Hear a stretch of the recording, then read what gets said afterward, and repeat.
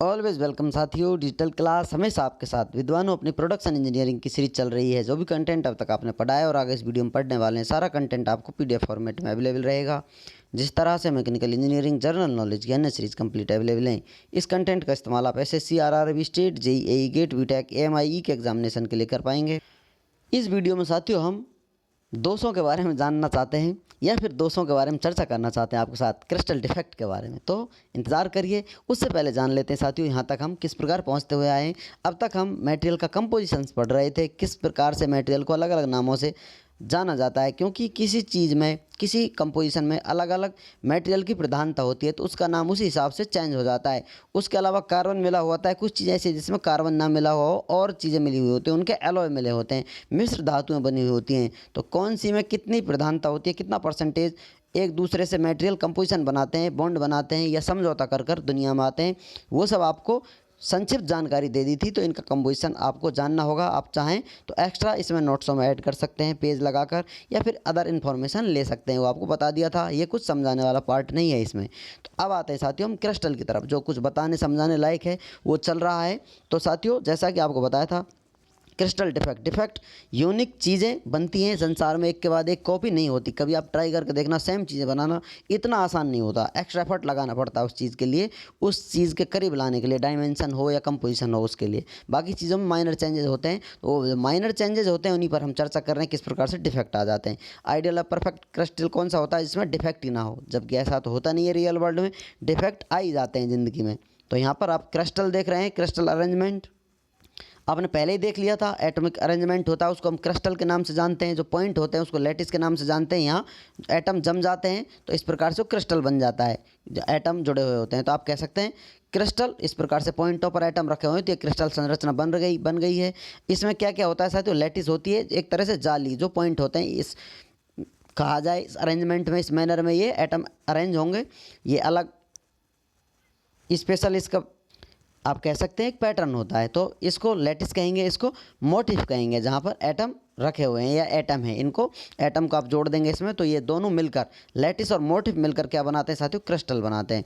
Motif क्या है साथियों, number of atoms related to each point of lattice. जो भी एटम पॉइंट से रिलेटेड हैं, जैसे इनको अरेंज किया जाएगा तो इस प्रकार से आ जाएंगे, अपनी अपनी जगह पर पोजीशन ले लेंगे, तो इस प्रकार से क्रिस्टल बन जा रहा है। मोटिफ क्या है, यहाँ पर ये जो कितने एटम है उनका नंबर बता रहा है। चलिए अब जानते हैं डिफेक्ट के बारे में। डिफेक्ट्स कितने प्रकार के होते हैं साथियों। डिफेक्ट जैसा कि साइड इफेक्ट होते हैं, तो क्रिस्टल में जो दोष आ जाते हैं वही डिफेक्ट कहलाते हैं। किसी चीज़ का साइड इफेक्ट इनमें भी होता है।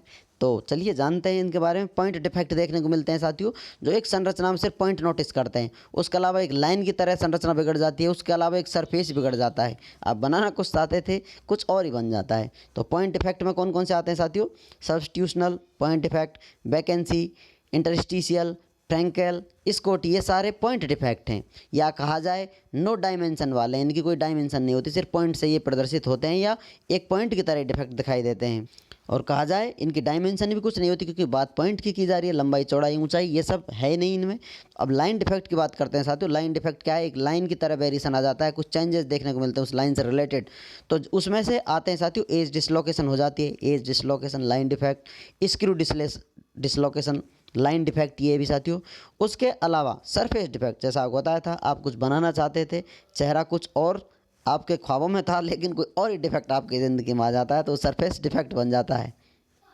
वो सरफेस या सूरत कुछ और ही नज़ारे दिखाती है। तो उसमें सरफेस डिफेक्ट में साथियों फ्री सरफेस, ग्रेन बाउंड्री और staking fault, twist boundary, tune boundary, ये सारे सरफेस डिफेक्ट कहलाते हैं।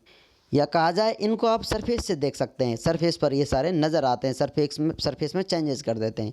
जैसा कि साथियों आपको बताया था, डिफेक्ट इज़ मस्ट, डिफेक्ट का होना ही है, ये बनाने वाले ने बना लिया, ये होगा ही, या आता ही है, आ ही जाता है ज़िंदगी में, क्रिस्टल की में या किसी मटेरियल अरेंजमेंट में जो आप देखते हैं। तो अब साथियों इस डिफेक्ट में क्या क्या क्लासिफिकेशन होते हैं, ये सब आपको जानकारी पता चल गई है। अब बात करें साथियों, जैसा कि क्रिस्टल किस प्रकार से मोनोक्रिस्टलाइन बॉडी है कोई, जिसमें एक ही प्रकार का क्रिस्टल अरेंजमेंट है।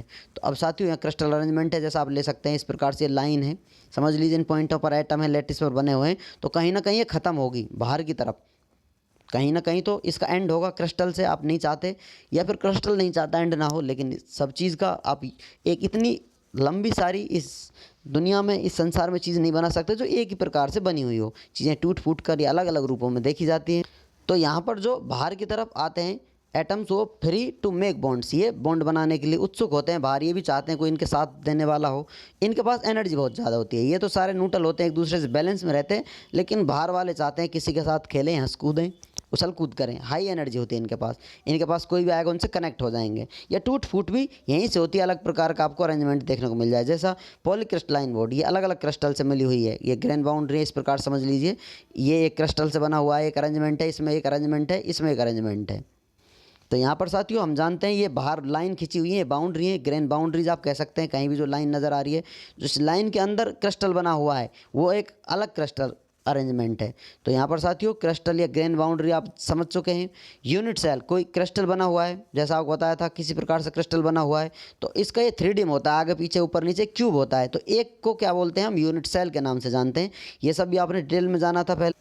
तो इन्हीं में से क्या होएगा साथियों, डिफेक्ट आ जाता है। इस प्रकार संरचना नहीं रहेगी, डिफेक्ट आ गया। संरचना में कुछ एक्स्ट्रा ऐड हो गया तो भी डिफेक्ट आ गया। तो यही सब हम जानने वाले हैं। उम्मीद करते हैं साथियों वीडियो में दी गई अब तक की जानकारी आपको अच्छे से समझ में आई होगी। अभी भी आपका कोई कन्फ्यूजन है तो आप हमसे कमेंट कर पूछ सकते हैं साथियों। आप चाहें तो कॉन्टैक्ट कर सकते हैं। कॉन्टैक्ट लिंक आपको वीडियो डिस्क्रिप्शन मिल जाएगा। वीडियो को अंत तक देखने के लिए, चैनल को सपोर्ट करने के लिए आपका दिल की गहराइयों से बहुत बहुत धन्यवाद। मिलते हैं नेक्स्ट वीडियो में, तब तक पढ़ते रहिए, व्यस्त रहिए, मस्त रहिए। जय हिंद, वंदे मातरम।